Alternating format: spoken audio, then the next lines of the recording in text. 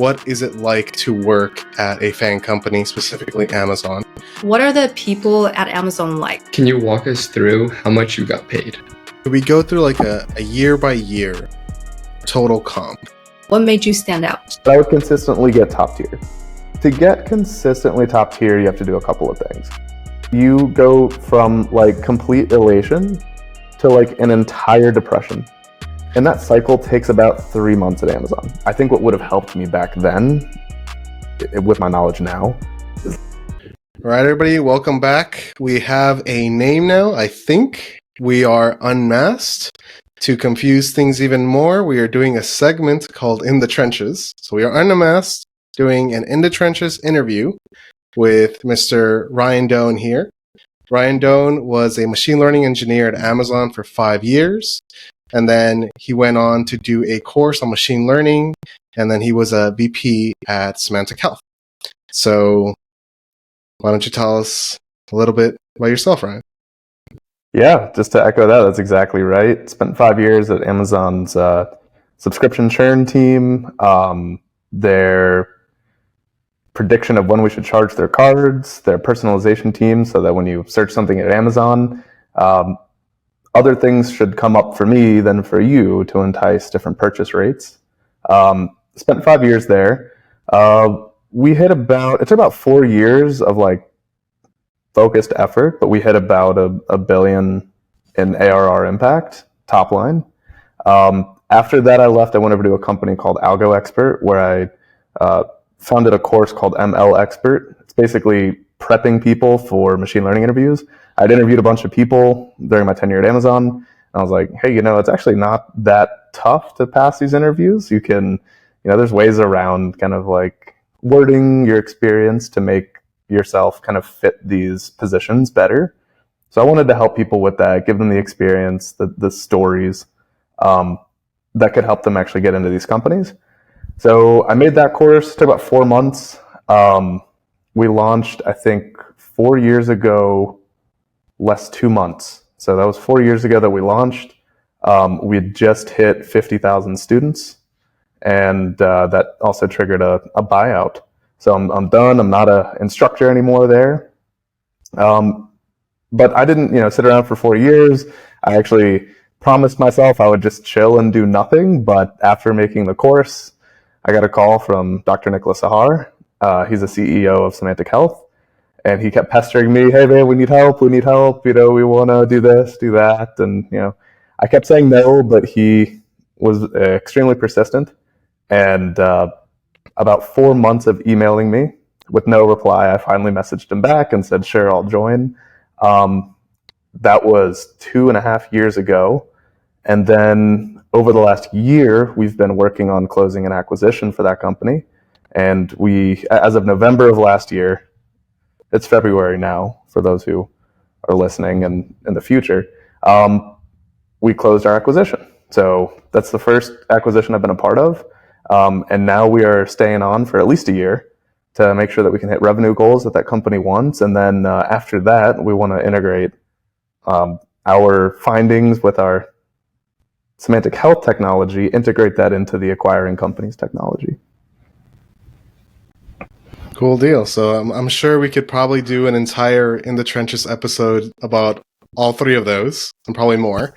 For the sake of time and for the sake of the audience, I think something that people are interested in is specifically what is it like to work at a FAANG company, specifically Amazon. So for the purpose of this interview, we're going to focus specifically on your experience at Amazon. And if people are interested in your other experience, we can definitely bring you back in and talk about the other cool stuff you've done. Yeah. Got it. One thing where I want to start, Ryan, is actually one story you had told me was when you were first interviewing for Amazon. What was that experience like? What did you do well? What made you stick out? You said at one point, oh, I'm not that good at interviews, or you said something like that, but then here you are and you did extremely well at Amazon as well. So I think it'd be fun to start from the beginning of your Amazon journey. Yeah. So it goes back to my schooling, because how I got my full-time position at Amazon was I actually got an internship at Amazon. I got extremely lucky, frankly. And how it happened was my major technically is electrical and computer engineering. And I didn't know this concept of data structures and algorithms. For those of you who don't know, that's a series of knowledge-based kind of tasks or information that you have to conquer and be able to code out in an interview to get the job. It's called data structures and algorithms because it teaches you how to formulate data and conduct operations on that data using algorithms to efficiently accomplish a task that the interviewer would ask you to do. And you have about 45 minutes to do so. Depending on the company that you go for, these are some of the hardest questions. They isolate typically, for top tech companies, they can isolate the top 1% of applicants fairly quickly and reliably. So I had no idea that entire thing existed. I was just studying my circuits and, my Arduino boards because like little tiny microchips that you program and make robots out of because I really wasn't a computer scientist at all. But then I looked up the salaries. I think I was a junior. I looked up the salaries of a software engineer versus a hardware engineer, which was the track I was on, was hardware. And I think hardware at the time was paying like 68, 78. And I looked up software at like the top tech companies and it was like over $100,000. And this was back in 2016 dollars. So that was a lot, and it still is. But like back then it was also a lot just for starting out your career. So I was like, I can do that. All I have to do is just go get a job at Amazon. Hardware, software, what's the difference? So, I marched myself into a computer science career fair. And of course, there was no name tag for me because I wasn't in the computer science department. But I snuck in anyway. And me not having a name tag was a huge topic of conversation in itself, right? Like I was the only one that without a name tag. So it was the first thing companies noticed when I walked up to them. Where's your name tag? Well, the thing is I snuck in here. I'm not a computer science student. I'm an electrical and computer engineer, but I love software. I don't know if I really did at that time. I just didn't like circuits. So I just marched around and talked to a few companies, and I got kicked out. One of these head guys at Virginia Tech, I forgot his name. I don't want to call him out, but even if I remembered his name, I wouldn't call him out. But he kicked me out, and I was flustered because I'm like, dude, who cares? We're all going to Virginia Tech. Like let me stay in here. He kicked me out, so I went through the back door the second time, talked to a few more companies, got kicked out. Third time, came back in, snuck back in. He told me that he was going to call campus security if I don't snuck leave. in 3 times. Yeah, I got kicked out twice, snuck in 3 times, and then I finally left. But at that point, I had so many interviews lined up, I didn't care. And one of the interviews that got lined up was Amazon, and I also got lined up with Microsoft. Microsoft actually gave me a direct on-site hiring, on-site interview. So they flew me down to Seattle, and I just totally bombed it because I had no clue. Like, honestly, they would like sit me in this room, draw something out on a whiteboard, and they'd be like, program this very intricate, arcane problem that truly no one really cares about. And the only one who really knows the answer is probably the interviewer. Everyone else probably just doesn't care. I bombed. Oh my gosh, I felt bad because I just wasted everybody's time. But yeah, it was 5 rounds. They flew me out to Seattle. I felt super important. They paid for my ticket. They paid me a per diem, so I ate on top of the Space Needle, and I basically didn't deserve any of that because I totally failed. Flew back, and I had another interview lined up with Amazon, and I just took it anyway. It was an on-campus interview, so that means is I would take the Amazon interview on campus instead of them flying me out to Seattle again, because Microsoft and Amazon are both in Seattle. So I was like, well, sure, all I have to do is skip a class and go to this interview instead. I don't have to get flown out. Let's do it. And I show up and I'm waiting in line. I'm just nervous because I know I'm about to bomb again. And the person who lets me into the room to go interview for Amazon is the same guy that kicked me out 3 times. And I look at him. He looks at me. He just shakes his head and opens the door because I'm next. The guy walking out, I notice he just looks like, when you look at someone and you just tell they're brilliant, the way that he's just he carries himself, he knows all the computer science answers.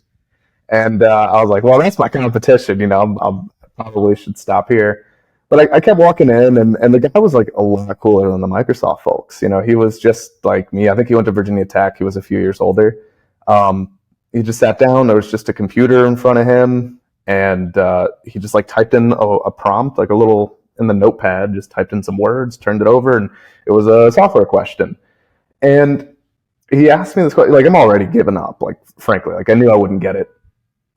And he's like, so what would you do in the case of X, Y, Z, da da da da. And I'm like, that's crazy because I actually know the answer. Like, it wasn't the fact that I studied a bunch. It wasn't the fact that, like, I knew what I was doing or it related somehow to hardware or electrical engineering. No, I just straight up, like, it just seemed glaringly obvious to me. It was the only arcane data science question or sorry, computer science question that, like, actually just jumped off the page at me. And I was like, I would do this. And he looked at me and he's like, have you seen this before? I'm like, no, I promise. He's like, how do I know? Like, you haven't seen it before. That was so fast. And I'm like, I promise. Like, I just got lucky. And he's like, okay, like, explain how you thought of it. And I walked through and I went really slow because my whole goal at this point was to, like, not save time for coding. I knew if I could just, like, kind of talk as long as I possibly could, then maybe perhaps we'd run out of time for coding and he would just trust that I could code it out because I just jumped on it so fast. And that's exactly what happened. He's like, all right, now time to code. I'm like, oh, okay, cool. We have 5 minutes left. Okay, so first, I'd import these libraries, all that. I didn't even know what language I was really using because we use like C and C++ for like hardware, but I think they wanted Java at the time because that's what Amazon used. So, and I didn't know Java. So anyway, I leave, shake his hand. He's smiling. He's like, we'll be in touch. I'm like, he might be being nice. I didn't even write any code. I get back to my dorm and look at my email, and yeah, I got an offer letter for an internship. I'm like, that's awesome. That's sick. So I didn't really care about like classes as much. I was like starting to have a bit more fun and focusing on side projects more than like trying to get A's and A's and A's. But then obviously I had to do the internship, and I showed up, and my only competing offer at this point was with the NSA. But ironically, the NSA had written me a full-time job offer because I interned with them my sophomore summer. But Amazon just paid so much more. So the NSA's full-time offer matched Amazon's intern offer.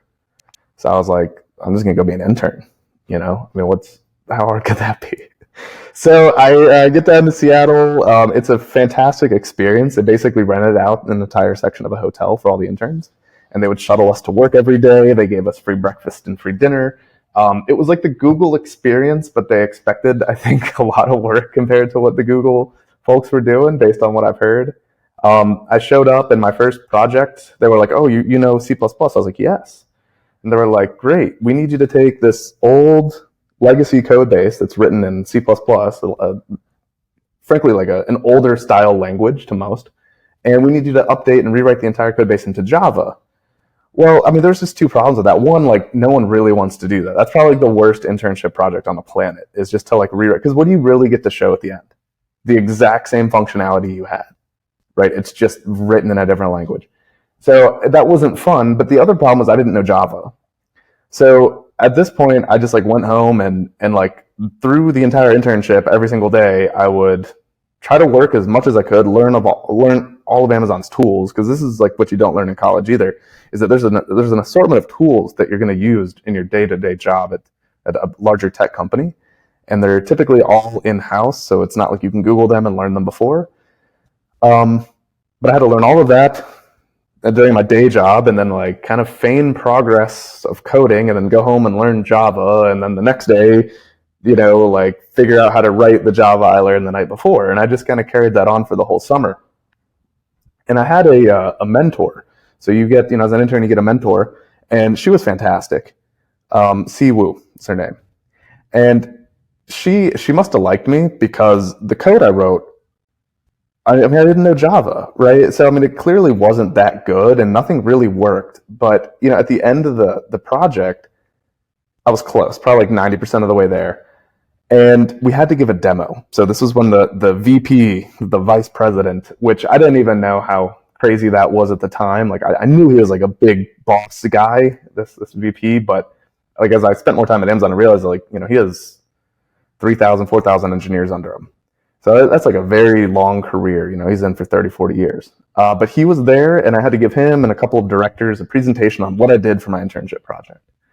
And luckily, my mentor, she totally let me do this. I was like, look, it doesn't work. Can I just write like a script that like kind of fakes it? And she's just like, sure. And she helped me on it. Like we were together. She was like, we ran a little demo and I clicked a button and it looked like I had replicated the code base. And I, just really like tried my best to like do it. And I promise I was working like 13, 14 hours a day. To make it happen for 3 straight months, and I would like miss out on a lot of like the cool internship experiences because like I was like, oh, I can't go to the lake today, I can't do this today, just because like I was learning so much that all the other computer science students already knew. But yeah, we faked the demo. They all clapped. My heart has never beaten so hard and rapidly. Like I still remember to this day, I thought I was gonna have a heart attack when I clicked like the button in the demo, and all the VPs and directors were looking at me, and I was like, here honestly goes nothing. And it worked. And then like all my team backed me up. They were like, excellent job. So it was great. And my manager then brings me into the room and he's just like, how'd you like your internship? I'm like, it was amazing. And he's like, good, because we want you back. And I was like, oh, my heart stopped beating so fast. And then he sent me the offer letter. And I actually, ironically, I don't know why this happened, but Virginia Tech sent me an email today to clean out my Google Drive because they're migrating their storage. And I found my Amazon offer letter from 2016. And it was a base of 95. It was a signing bonus of $20,000 per year for the first 2 years. And then it was $53,000 in stocks over 4 years. So that was my offer. And I took it and I couldn't be happier. Like I was like so ecstatic. And yeah, I spent the rest of the time just like learning how to program and like really nailing like how to actually code. And then I took, to celebrate, I took a senior year trip across Europe, started in the UK and went down with a bunch of friends all the way to Greece on a bus. And yeah, started at Amazon, and that's when my 5-year tenure started. Cool. I have one question, which is like a reflection time. Mhm. What do you think that you learned from that period? So you hadn't started Amazon yet, right? You sneak into the job fair to get the interview. You pull together all these kind of, last minute strings probably to actually get the offer letter. And, maybe reflecting from where you are now, do you think that you did a good job? Is there some takeaway here from the way that you approached it? Is it the attention to effort? Is it just luck? Like what is it? I think this is a cliche, but like luck is preparedness meeting opportunity. I genuinely believe that I was prepared to do anything to get a job, including like sneak in, get kicked out. I didn't really care. And then the opportunity was like I went to Virginia Tech, and they had a career fair with all those wonderful companies there. But I think at the end of the day, it's just like I think I was at the point in my career where I just had to say yes and figure out the rest later. Because I had nothing. I truly had nothing to go on. I had truly no skills. I had like spent a bunch of money going to college, but at the end of the day, I hadn't really produced anything. And when you're at that point, like you just have to take whatever you can get. And Amazon was the only offer I got, so that's what I did. I think now as my career's progressed, like obviously more is at stake. It's not just an internship position. Now it's like, okay, an entire company's at stake or things like that, where you have to be far more careful and diligent, and you can really fall back on your past experience and the stuff you've produced to actually hold like a very high level of integrity and making sure that all the stakeholders are happy and everything's transparent and above board so that you can just build trust in the industry and build better businesses. So I have a question. As an intern, what do you think Amazon, what made you stand out among other candidates? I'm guessing not everyone got a return offer at the time. And given that most people at that stage didn't have any experience, how come you were able to get a return offer? We call it the beer test. I don't drink anymore, but like back then, we just call it the beer test. Do you want to have a beer with this person? Now I think it's boba or coffee. I think that's yeah, that's this whatever 2024 version. But yeah, I mean, that's really what it boils down to: is your team like you? Do they want to take you out for boba and have fun? And obviously, you have to work hard. You have to meet some level of expectation. Because here's the thing: no one wants to get a beer with you or get boba with you if you're horrible. You don't pull your own weight, and everyone always has to pick up your slack, right? So like baked into that boba test is, you're a sound worker, you care, you'll help your team out when they help you out when you need, and together you all create something. And how do you balance like hanging out with other people, enjoying the internship versus like working? I'm horrible at it still to this day. Like I don't really balance anything like that. I take small moments to try to celebrate. So I'll know it's time to have fun, let loose, and relax when I've accomplished kind of like a milestone. So essentially what you're saying is sneak into the career fair, fake your way through the interview, fake your way through the internship, get the job, and then sunshine and rainbows, right? Not at all. No, I think... Well, so here's one thing I also learned, just for everyone's info. Here's one thing I learned. It never gets easy. Like, I thought the hardest part would be sneaking, like, my heart was racing trying to sneak into the career fair. Like, it sounds easy, but, like, I was very nervous, and I didn't want to, like, get kicked off campus or get in trouble, I thought that was the hard part. Then the interview came. I thought that was the hard part. Then the internship came. I thought that was the hard part. And then I got the full-time job, and I thought that was the hard part. Then I wanted to get promoted, and I thought that was the hard part. And then I wanted to leave and start a business, and I thought that was... Every transition is just another hard part, and it has yet to be sunshine and rainbows. And I'm mainly joking because I know like you probably, even to this day, probably still work 12 hours a day every single day. Probably when you don't have to. So I think probably what they saw was this kid's coming in, he's working 13 hours a day. Like, it wouldn't be shocking for them that your code worked, even though it didn't work. But like, I think people saw you coming in. You seem very like cool to have a beer with, and like when I met you, I wanted to have a beer with you. So like, I think I understand what you're saying. Like, work hard, take the opportunities that are there, and just do whatever you got to do to get the job. I think is that kind of like a synopsis of how you see it? That's it. Work your ass off and just be helpful to people. Okay, I think I want to transition now to like you got the full-time offer.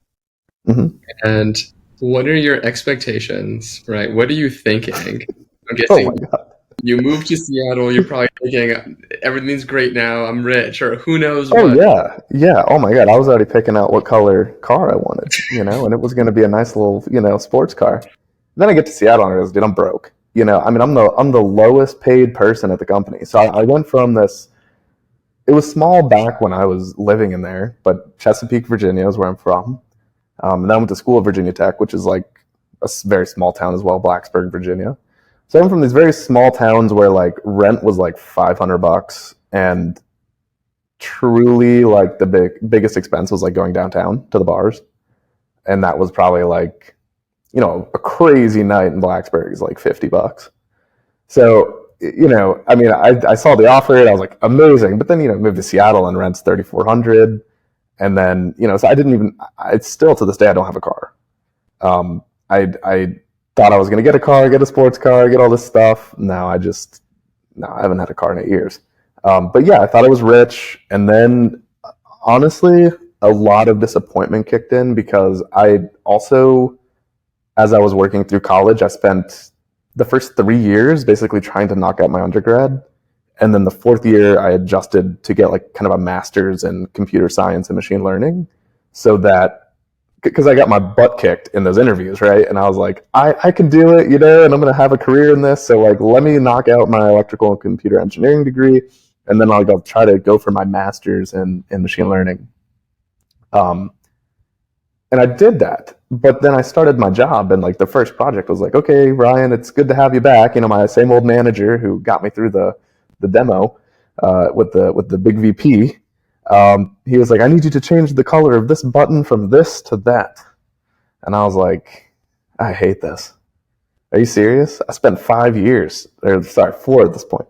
4 years, like busting my butt, learning all sorts of math that I thought made me smart, and now you want me to change a button? And he said, "Yeah." I'm like, "Okay." So I did 2 things at that point. One, I started a side project immediately, and then I also tried every single thing in my power because I didn't have a master's technically. I had an advisor. I was in a master's program, super great advisor.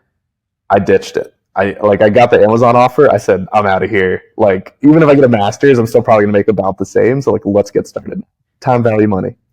Um, but I didn't have a master's, so I couldn't go directly into like the machine learning engineering role. Technically, there was not even a machine learning engineering role at Amazon at that time.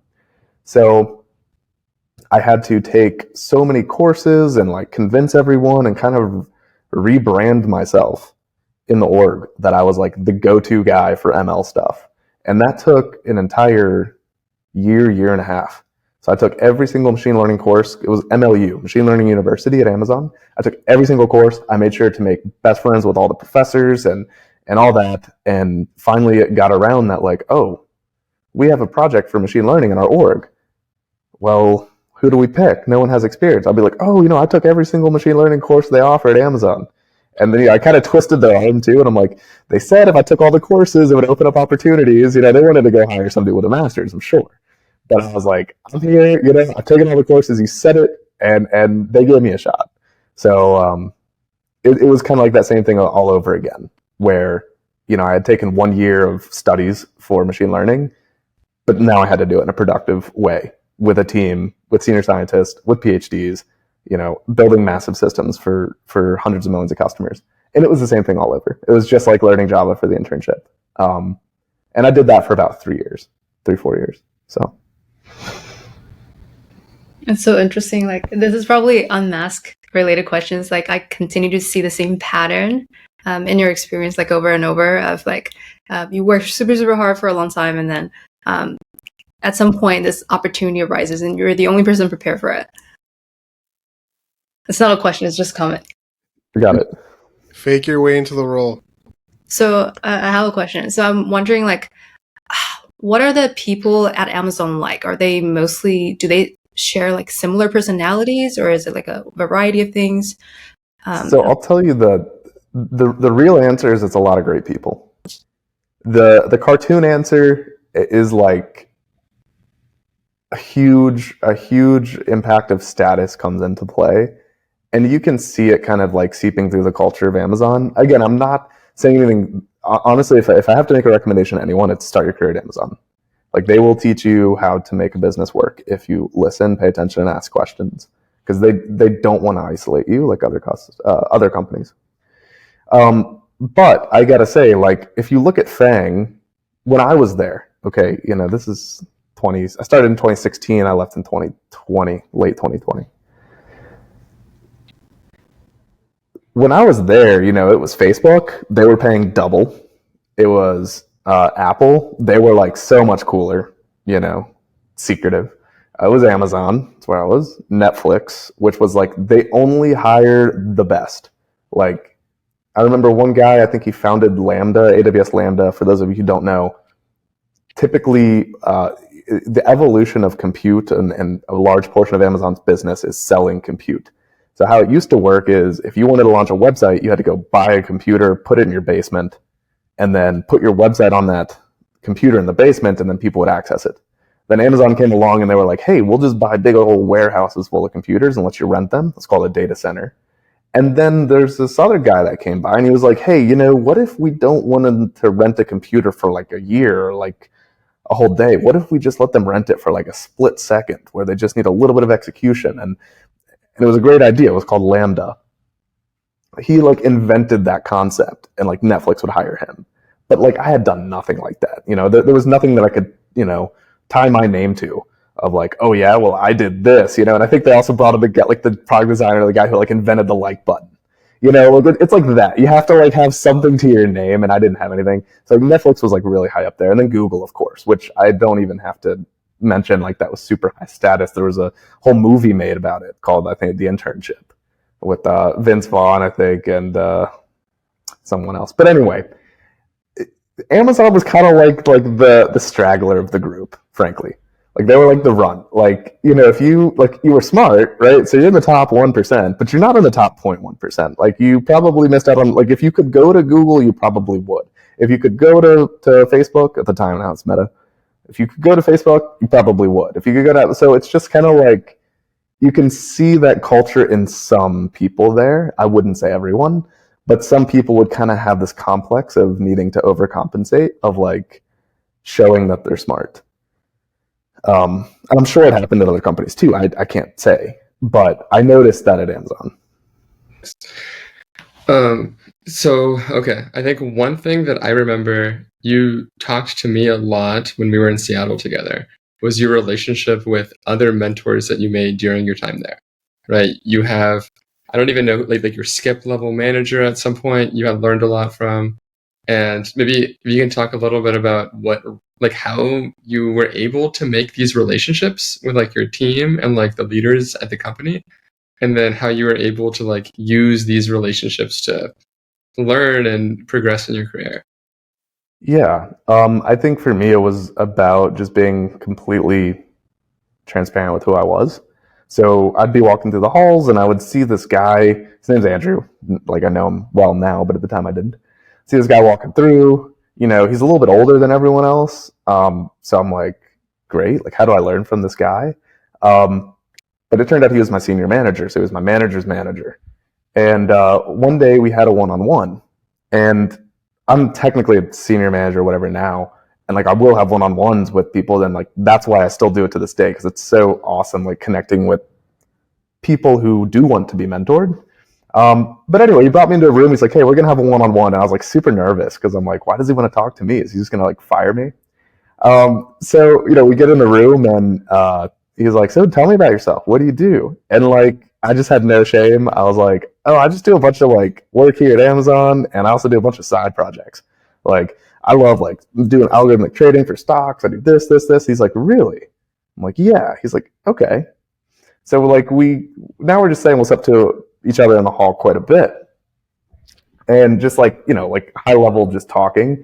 And then one day he walks up to me. He's like, hey, are you interested in like helping me out with my side project? I was like, absolutely. Yeah. Is this legal? What's going on? I mean, you know, I was like so sketched out back then. Like no one really cares. But that's what it evolved into, was like he would pay me every week to help him with his algorithmic trading, and I would run analyses for him. And it just ended up with us kind of like once a month getting lunch. And then we just developed like an actual friendship.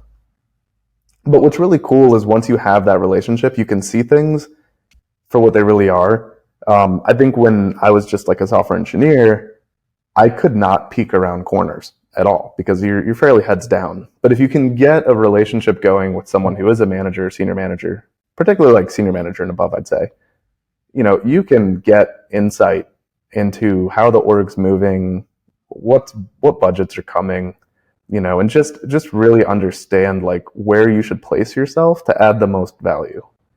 The thing I'm super curious about is like I hear a lot about Amazon on-call system.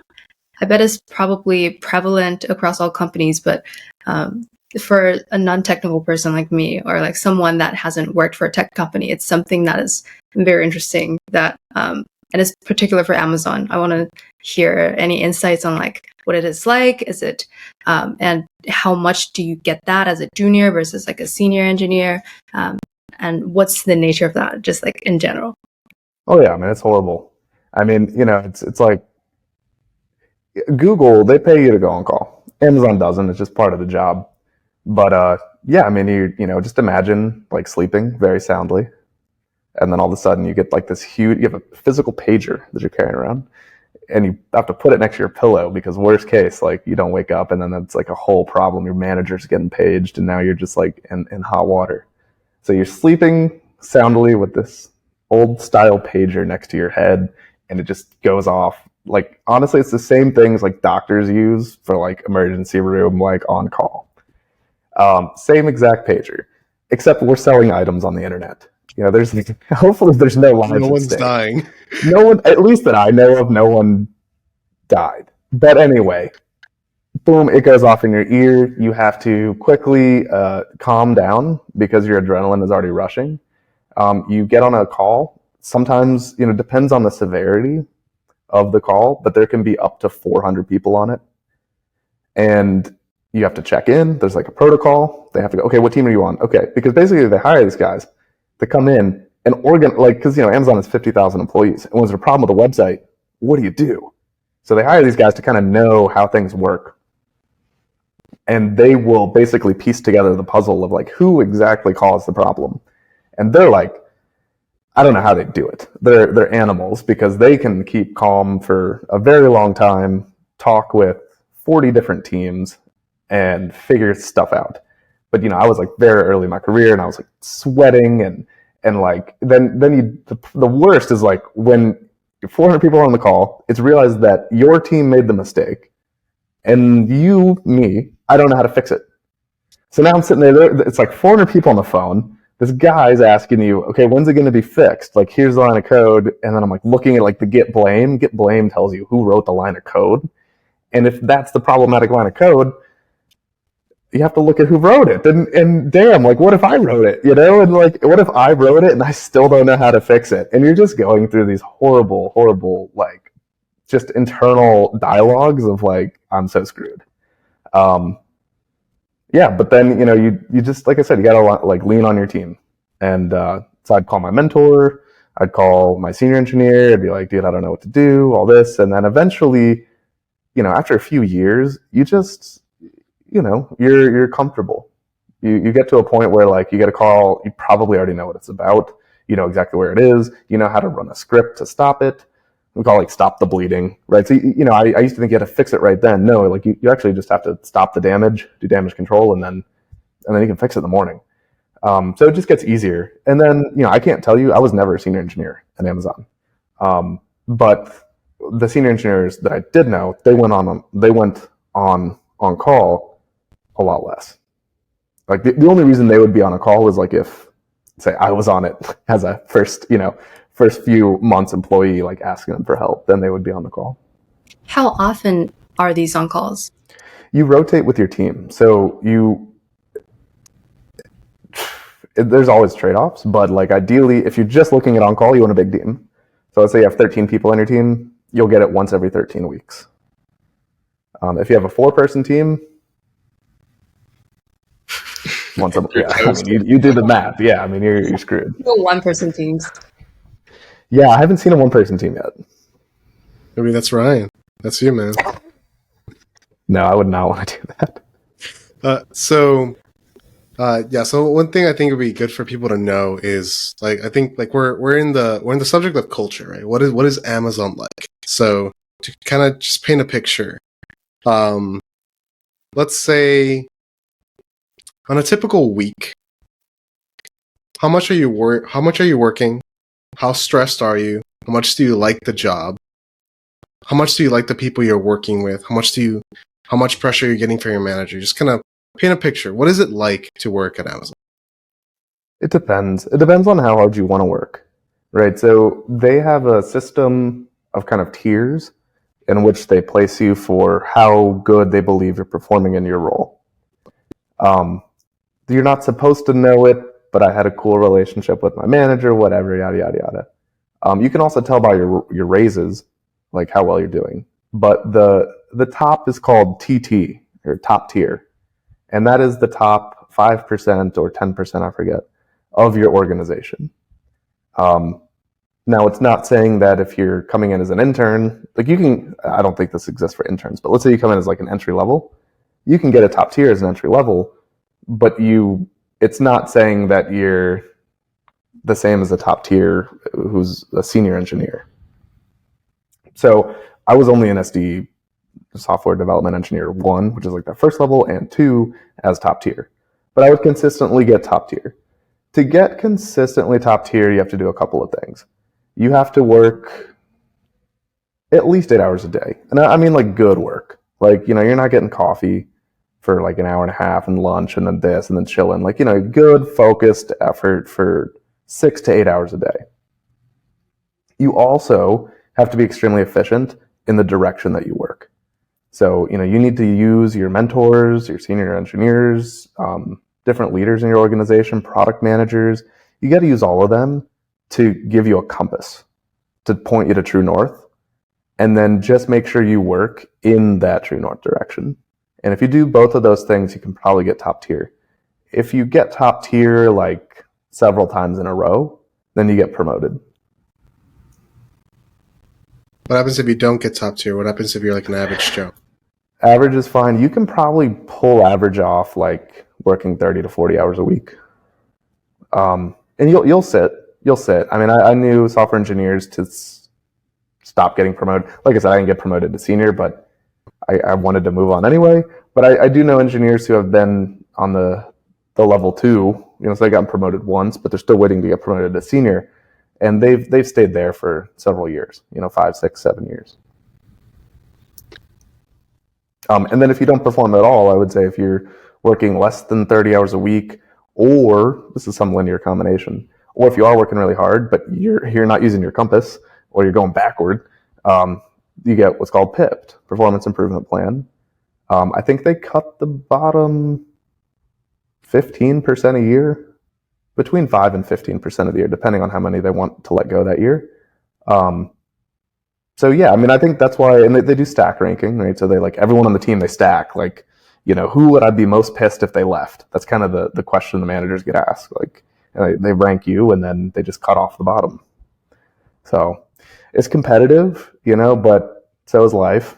And it teaches you how to, if you ever do get into something entrepreneurial, it teaches you that like you have to be the best or you probably shouldn't try. And did you have the attitude like, because I guess you're shooting for top tier because that's what gets the most rewards. Are you like, I'm not here to make friends. Like, I'm not here for culture. I'm not here for the free food. Like, I'm here to get top tier. So I'm gonna. I made great friends. Okay. I think you can do both, because I think what you can do is you can find people who think like you. So if you find someone who's also on the same track of like, oh, I work hard and I feel like being here and I feel like doing a good job and I feel like being, highly compensated compared to other employees, which frankly everyone is, but it's like, I want to be even more, then, you just find those people and you'll have friends and success. So one question that I have, Ryan, and maybe you do have the answer, or you don't, I'm not sure. So there's someone out there right now that is very curious, like, I want to get into Amazon and I want to do super well, right? And they're like, what can I do to get ahead? What can I do to be prepared? Is there anything that you have for that? Any advice that you give people in general? Or is it kind of just, you don't really know? Yeah, no, I would say definitely watch this podcast. That would help you out. Plug the podcast. On the podcast. Yeah, definitely watch this, because like following what I said earlier will definitely help you out. And then beyond that, you just have to get really good. I think the big kind of lie that everyone kind of focuses on is good planning. I don't think good planning makes someone good. I think like someone being highly adaptable is actually what makes them really good. So that's all Amazon really asks of you. Because if you think about what a successful company is, like a company is directly successful proportionally to how well they adapt. And a great company is just made up of great people. So to be a great employee or person or business leader or whatever, you just have to be very good at adapting no matter what happens. Did any part of your experience at Amazon surprise you? I know, like, before you went to Amazon, internship, and you have done internships in other companies as well. So you probably went in with like certain sets of expectations of what it would look like. How was the actual experience working there as a full-time, like compared to previously? Yeah, it was crazy. I mean, the NSA was, I'm sure, as you could imagine, like very structured, and no one did anything bad or, things like that. But then, you move off and you're with a bunch of interns who probably haven't been far from home beyond college as well. And now you're all kind of running out a portion of a hotel, and yeah, I mean, you go nuts. You're going out every night. I didn't, but I went out a lot, but I didn't go out every night. You're doing things that you've never really done before. Like I grew up in Virginia, and you go to Seattle, and that's when like weed was legalized. And so you get all these people who are just drinking all night. They come back and they're smoking all their weed now. That no one's really ever done it before because they didn't live in places where it was legal. And then actually in work, and I think this has changed, but drinking was heavily incentivized at Amazon. We had an entire kegerator just in our team. So, anytime like we had a stand up or anytime we had a late Friday meeting or whatever, you just walk up to the little kegerator and pour yourself up a beer and yeah, just hang out. We also had like a summer party where Amazon would rent out like a big arena and just have, very popular artists come and play. And, everyone got their drink tickets and would pregame. And I remember one time I pre-gamed like really hard to this arena event for Amazon, and then you get there and you're drinking too, and everyone's having a blast. But you could tell everyone's just totally lit there. And I see my director, and he's he's probably mid-40s, maybe early 50s. And I'm like, oh my god, I've never talked to him actually, but I just like recognized him, like, oh hey, like I would never talk to him normally, but I was like kind of tipsy. I was like, hey, how you doing? He's like, oh good, Ryan. I'm like, wow, he knows my name. That's really cool.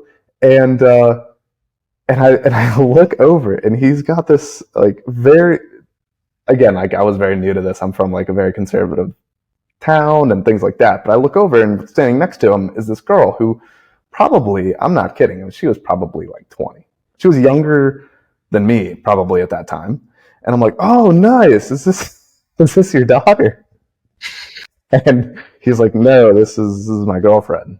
And I'm like, oh, and I've never seen that before, and I just like bite my tongue and like walk away as quickly as I could and like hope he totally forgets that. But he didn't. I saw him in the elevator like on Monday. And I'm pretty sure I still smelled of alcohol, but I hopped on the elevator. I was like, "Oh, hey, Kumar." He's like, "Oh, hey, how you doing?" So anyway, I mean, we would have a lot of fun, and that plays into kind of Amazon's. I don't know what you would call it, principle or tagline or whatever, but it said I think it's like work hard, have fun, make history, and I think they actually do that. Like I don't think that's a lie. I think everyone does work hard. I think they have fun, and I think they do make history. Okay, one question that I have is your worst day at Amazon. Can you tell us about your worst day? Like when you're like, I'm done with this place. I'm never coming back. Why the heck did I come here? Screw this. I mean, I think you have your worst day like every couple of months. Yeah, like I mean, we always used to joke about this. I had a group of friends that I would get lunch with. They have something called Amazon orientation. On your very first day, you go in with the group who also got hired on that same date, but it's various roles. It's not all engineers. And I just made friends with the group, and we stayed in contact and would get lunch like every quarter or so for 5 years. And one lady was in HR, I was project manager, TPM, things like that, technical program manager.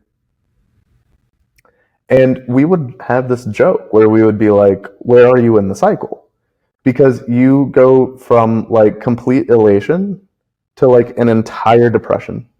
And that cycle takes about 3 months at Amazon. So you just kind of, and you never know if like during the depression you're going to get fired. It's like, I got top tier every time, but like, it's just one of those things, man. They reward hard work with more work.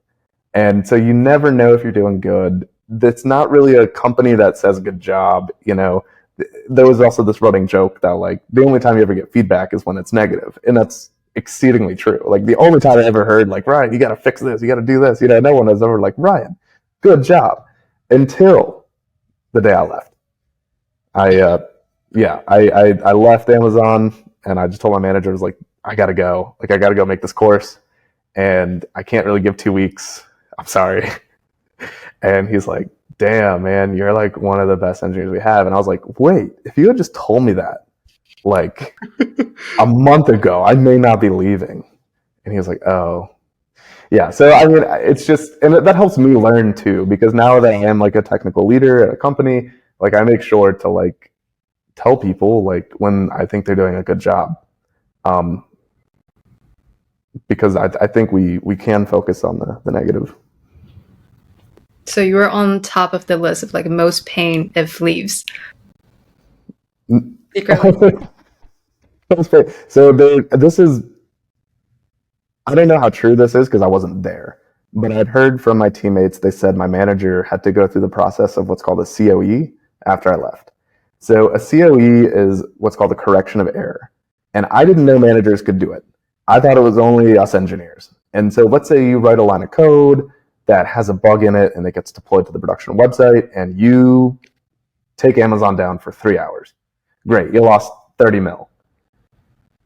If you do that, you have to write something called a COE. It's like a whole day where you're just like basically flogging yourself, right? Like every line, they're like, what'd you do wrong? You're like, I wrote this code. And they're like, okay, screenshot the code line, paste it in here, or now do the 5 layers of why this code made it to production. And then you got to like do the 5 whys, and then you got to like take that to the team and have a team review, and then the manager has to sign off, and then your skip has to read it, and horrible. I'm sure I've done a couple COEs. You know, they say, you know, if you're not doing COEs at Amazon, you're not trying hard enough. But I agree with that, but I didn't know managers could do it. But apparently when I left, yeah, like the manager, my manager, he's great, Daniel, but he had to do a COE. For losing Ryan? For losing, yeah. I don't know if it's specifically just me. I think they just looked at the numbers of like the priority and they're like, why'd you lose them? They wanted to know why.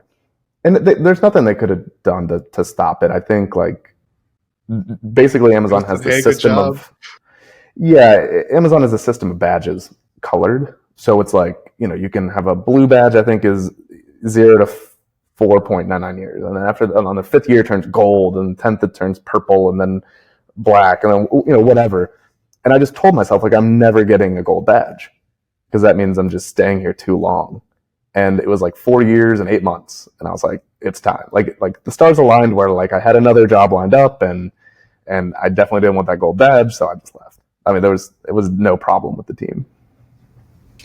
So you went through this experience at Amazon.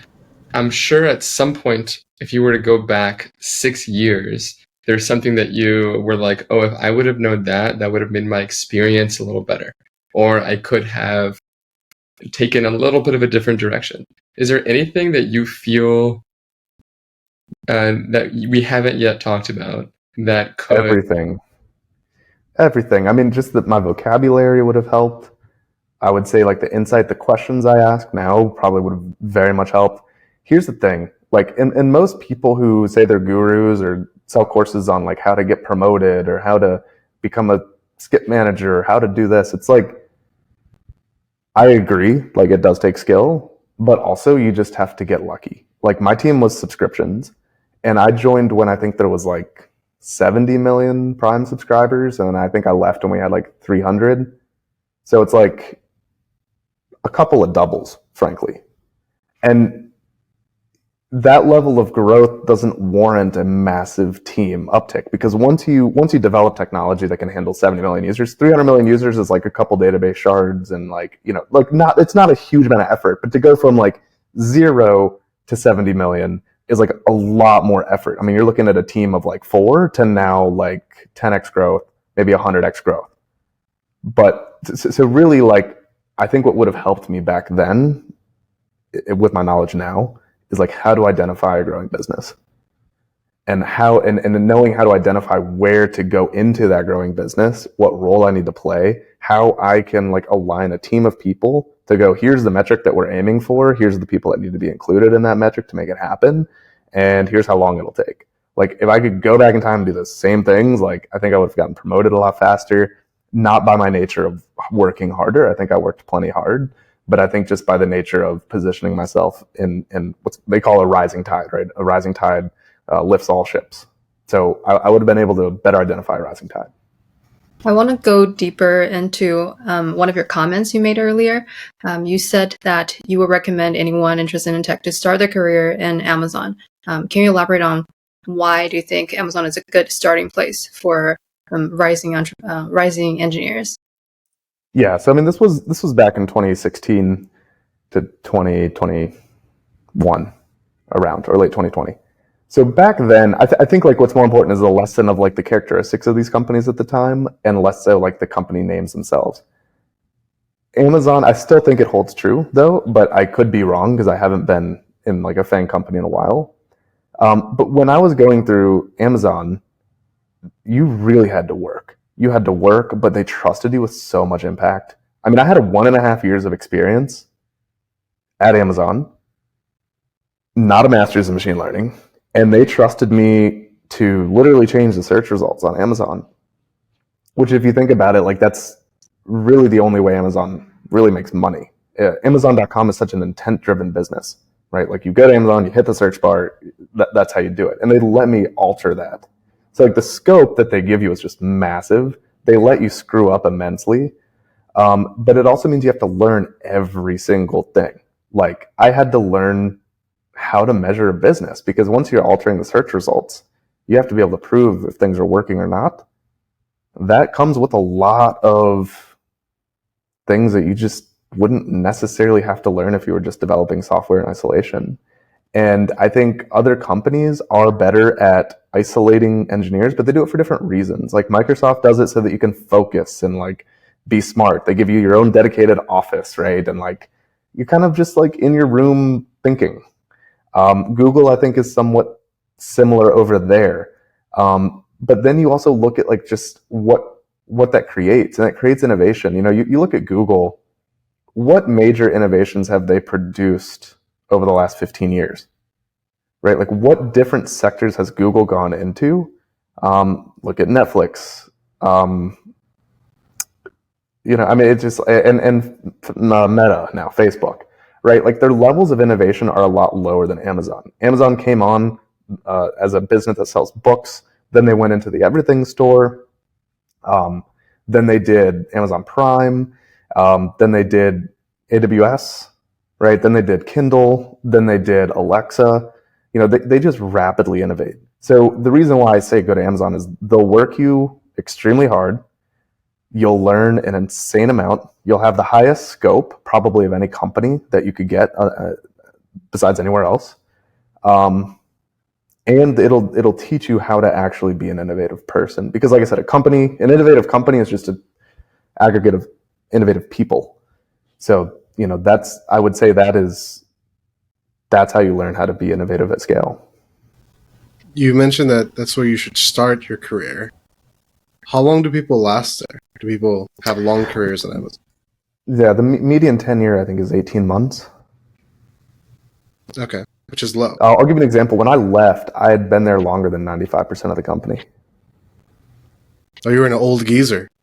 Yep. They took it down because everyone gets offended, but it was called oldfart.amazon.com. It was a little internal tool that you could type in your ID and it would tell you what percent of the company was hired after you.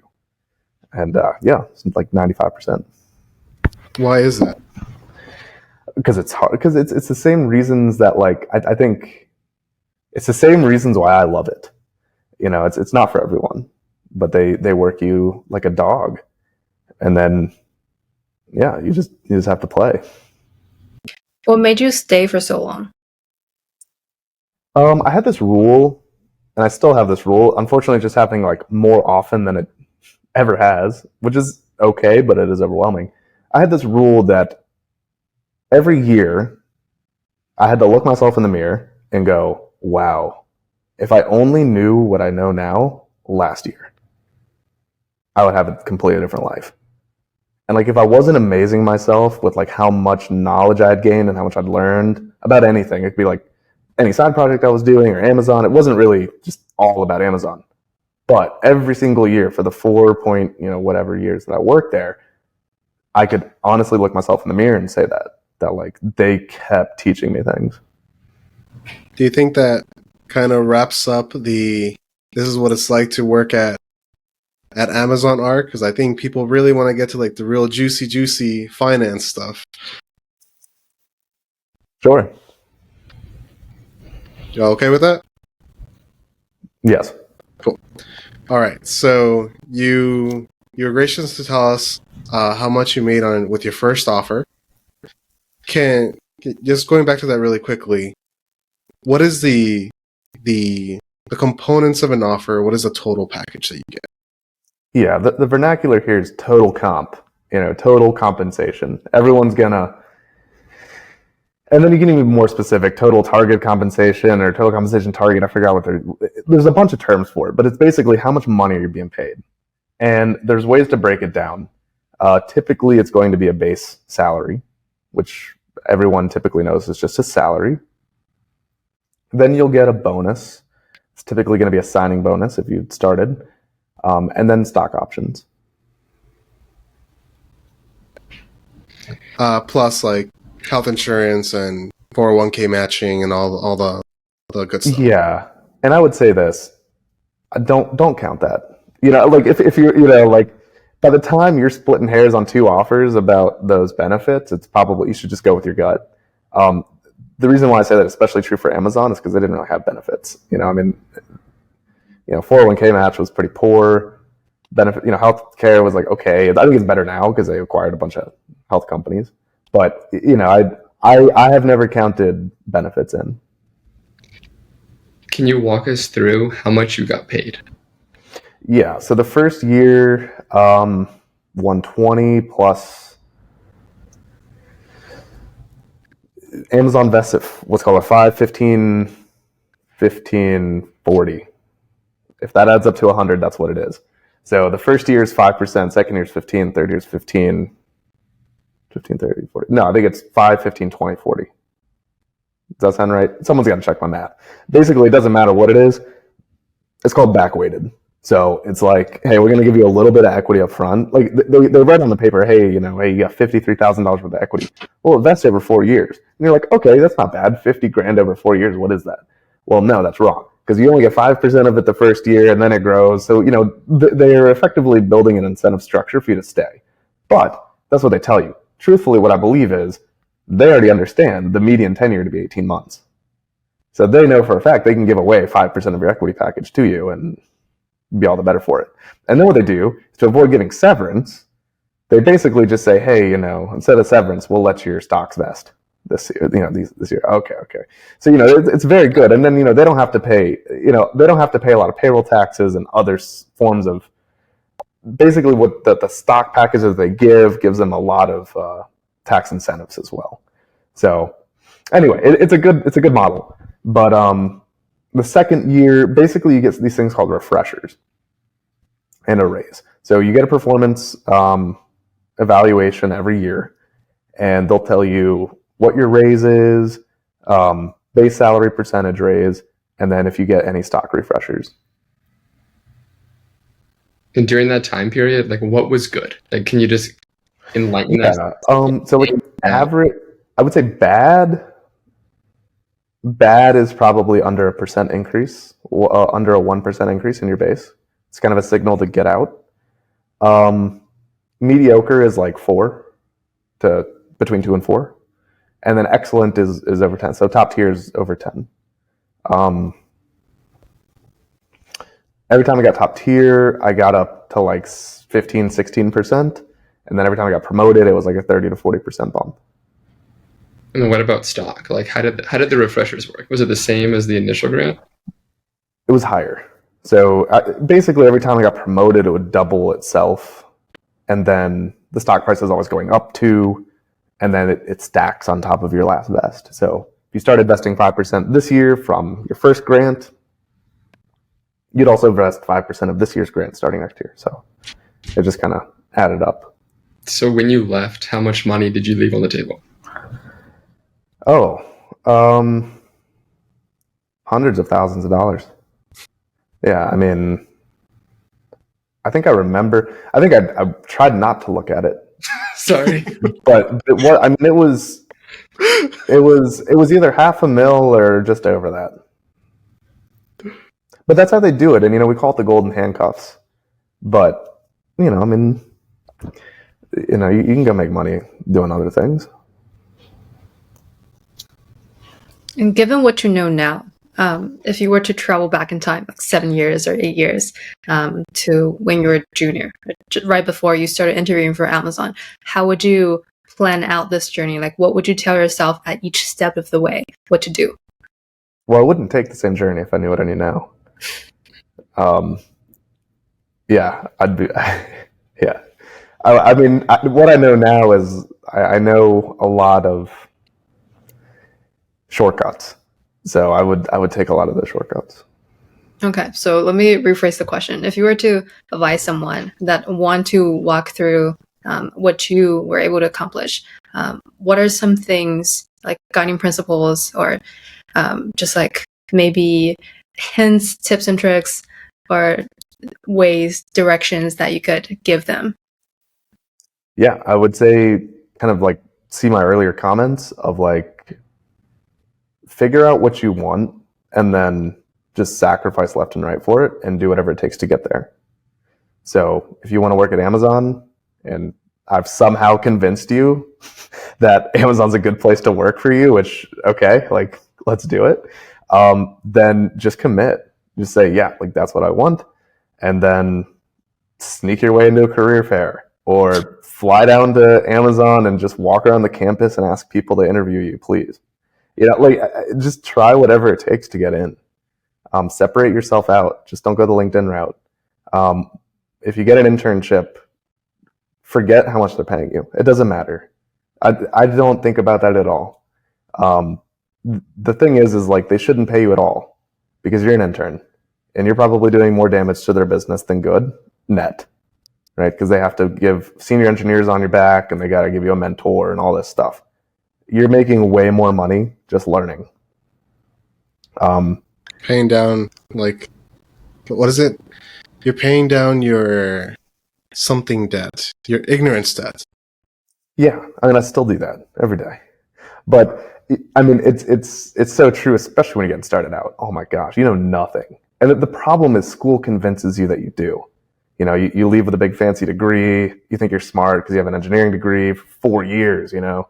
Or me, I got mine for 3 years and thought I was really smart because I was trying to go for my master's my 4th year. And then you just hit the real world and you realize you're nothing. So don't, you know, ignore, and then even ignore, you know, like starting salaries too. Like if you really want it and you know you can leverage it and you know you're going to learn stuff, like you can always go. I always use this principle of like explore, exploit. So to exploit your skills, you got to get paid for it. To go explore growing your skills, you got to pay for it. So Amazon, I used it as a way to explore.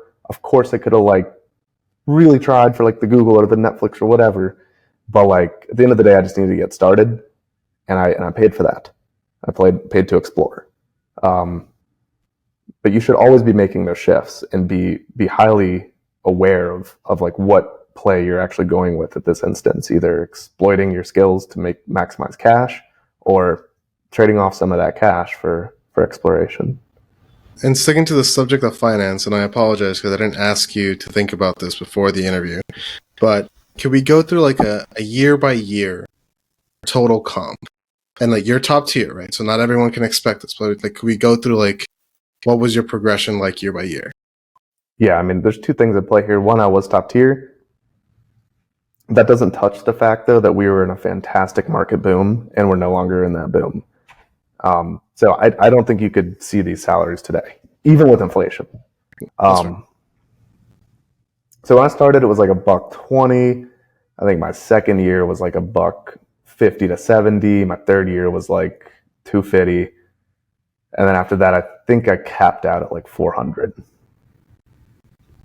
And how much of that was bonus? $40,000 Per year? Right. No, total. Okay. Oh, so most of that was stock. Pretty much all of it was stock. Okay. And it was just stock growth. I got in when the company was around like $700. I left when they were like, I mean, I even forget the stock price, but it didn't quite 10x, but I think it 5x'd. So yeah. Okay. Well, now we know just how much of a crazy person Ryan is, but he's a great resource when it comes to knowing how to essentially like make something out of an opportunity, work your butt off, keep learning all the time. I don't think you're the kind of person who like takes whatever offers on the table. You will make your own offer. So I think that's something that I think is really cool and I really admire about you. I'm really glad that I know you, and it was really good talking to you today, man. We learned a lot about Amazon. Hopefully that helps a lot of people. Awesome. Thanks so much for having me on. I had a good time. Thanks, Ryan. All right, thank you. Thanks.